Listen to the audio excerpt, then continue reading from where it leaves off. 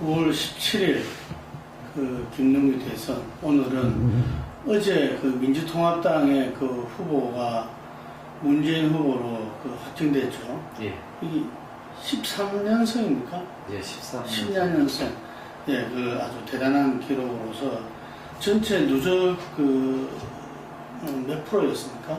56%. 네, 56%. 역시 수도권에서 그 대세론으로 그 압승을 했군요. 예. 이게.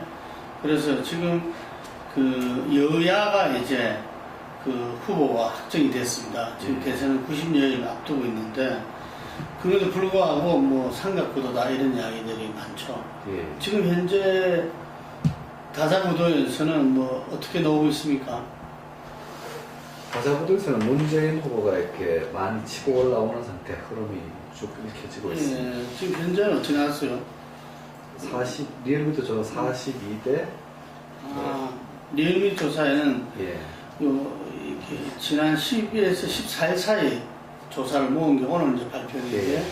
41대 24.7대 19.2, 예. 박근혜 후보 41, 안철수 원장 24.7, 그 다음에 이 문재인 후보 19.2 이렇게 나왔죠.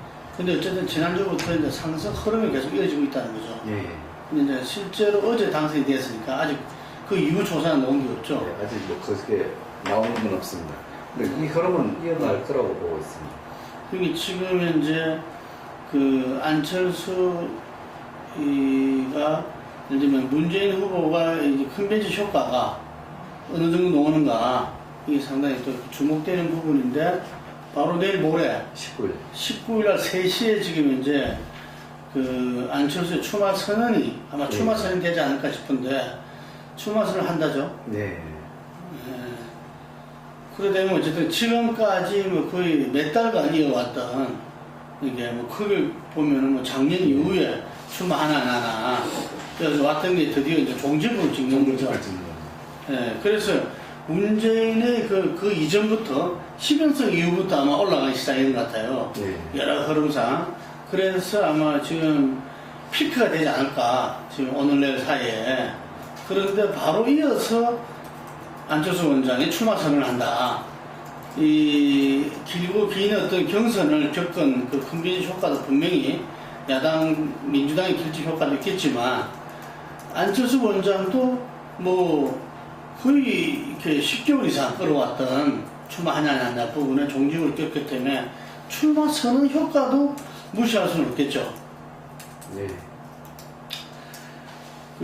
그래서 지금 이제 우리 문재인 후보 같은 경우 한마디로 말하면은 그 노무현의 영원한 비서실장이다. 네. 이게 노무현의 상주다. 친노의 대표성이다. 이런 부분들이 그 본인의 어떤 기본적인 정체성이라고 봐야 되겠죠.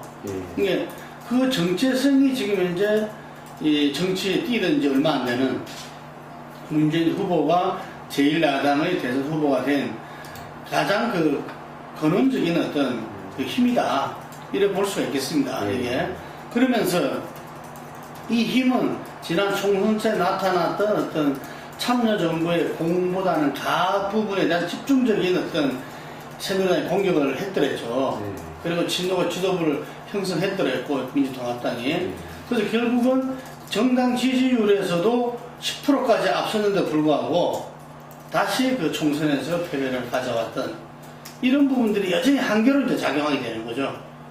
그래서 문재인 후보가 과연 이제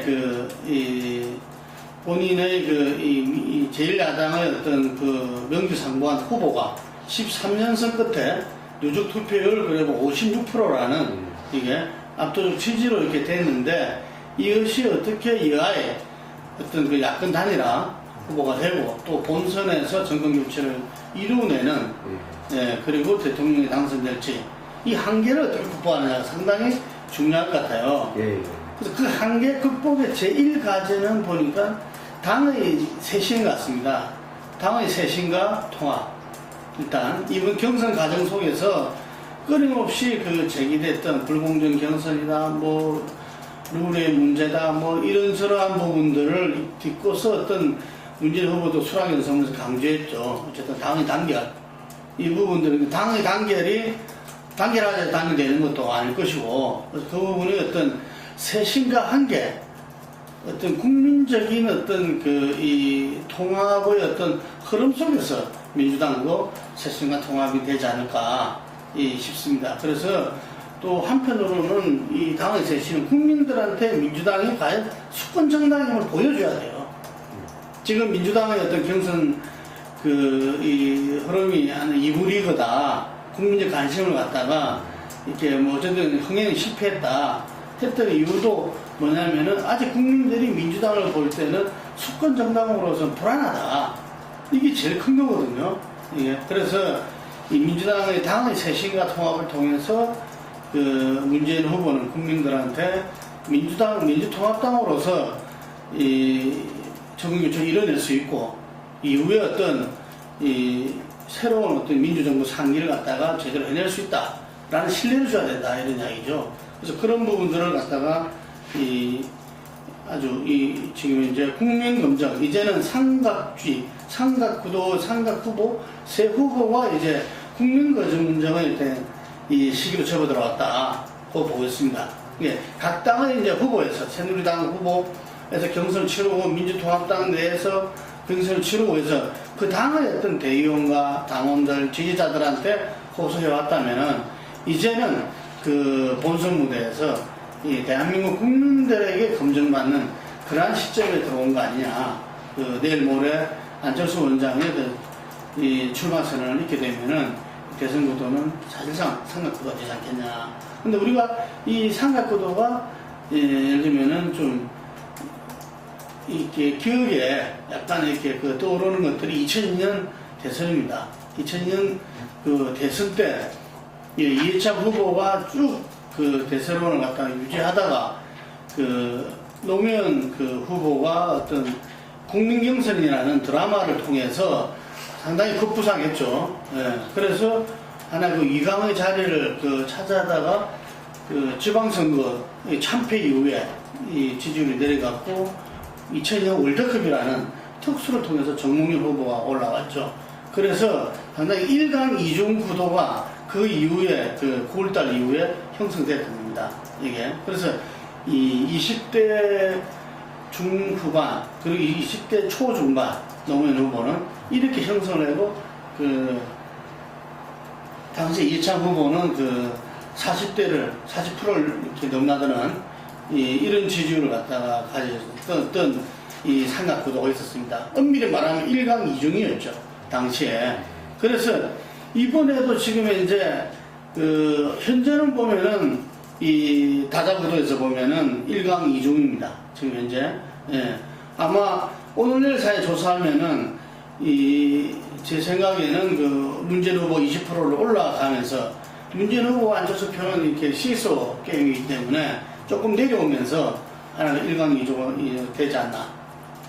박근혜 후보 같은 경우에 지난번 이었던 발언 이후로 사실상 30%대로 떨어졌던 적이 있었는데, 아마 지난주 후반에 지지자들이 결집 효과가 나타나면서 다시 40%는 간신히 넘었어요, 이게.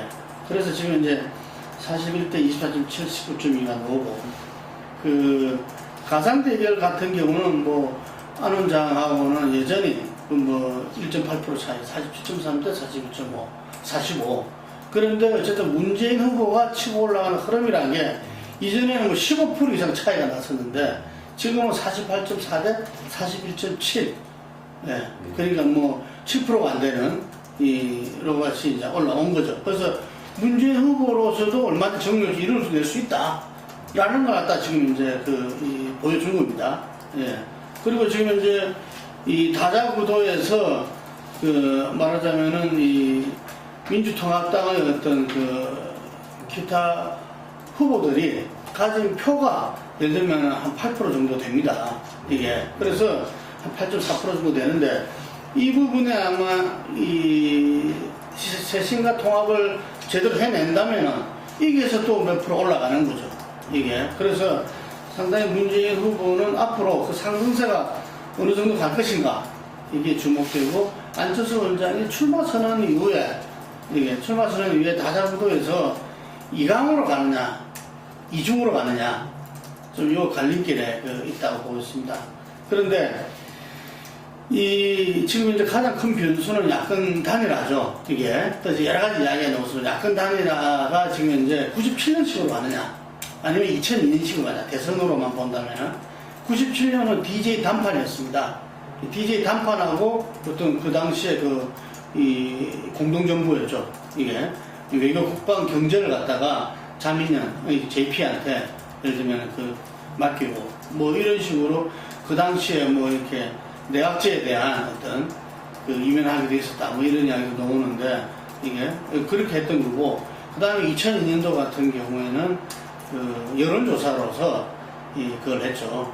그러면 최근에 또 이 박원순 시장 모델처럼 예를 들면 여론조사와 그 다음에 배심원 투표, 국민경선을 혼합한 이런 방식도 이제 있었는데, 지금 현재 문재인의 민주통합당 쪽에서 솔솔 흘러나오는 또 이야기들은 뭐냐면, 거기서는 97년 혹은 이 DJP의 어떤 이 방식이랄까, 아니면은 안철수 원장이 50%의 지지가 5%의 박원순 후보한테 양보해서 어떤 굉장히 시너지 효과가 컸죠. 네. 5%가 뭐 바로 수직적으로 50%에 달하게 되는 그런 지지율 상승이 있었는데, 상당히 그 부분들에 대한 기대치가 상당히 높다. 뭐 안철수 원장도 꼭 대통령 되는 거 아니지 않느냐, 뭐 이런 이야기들이 많고, 상대적으로 안 원장 같은 경우는 2002년도 지금 여론조사에서는 우세하니까 지금 단일화 부분에서 문재인 후보가 안철수 원장보다 조금 높게 놓은 거는, 내용으로 보자면은 1차적으로는 새누리당 지지자들이 거의 이 30% 이상 문재인 후보를 지지해서 그런 겁니다. 이게 한 40% 정도가 지금 당 지지율이니까 곱하기 한 30% 하면 12% 정도가 지금 이제 높게 나오는 거죠. 지금 현재 그냥 보면은 41.9 대 36.9, 한 5% 정도 문재인 후보가 높게 나온 건데, 사실은 10% 이상이 새누리당의 어떤 역선택 효과였다.